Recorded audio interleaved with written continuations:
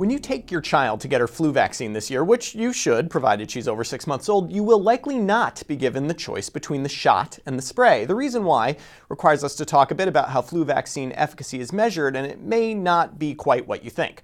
I'm diving into these shark-infested waters today thanks to a study appearing in Annals of Internal Medicine that evaluated a live attenuated intranasal flu vaccine versus an inactivated injectable vaccine in what was a very elegant randomized trial. Let's take that study first, and then I'll tell you why you won't get the spray this year. Researchers in Canada wanted to assess whether herd immunity would be enhanced more by the nasal versus injectable vaccine. Super tricky to do in this modern world, as you might imagine, as the herd is really quite large. So they found some places where the herd was smaller, specifically Hutterite communities.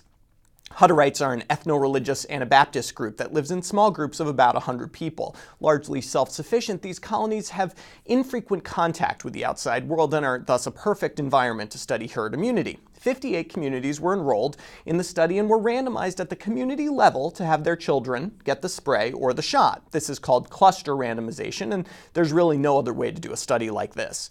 Over 3 years, they traced the ebbs and flows of influenza infection and found that basically the rates of flu were the same, around 5%, regardless of whether it was a spray or shot community. So why won't you get the spray? Because last flu season, in the US at least, the spray didn't seem to work. What this slide shows, aside from the fact that the CDC needs to hire better graphic designers, is that in the 2015 to 2016 flu season, the live attenuated vaccine was ineffective, while the shot provided good protection.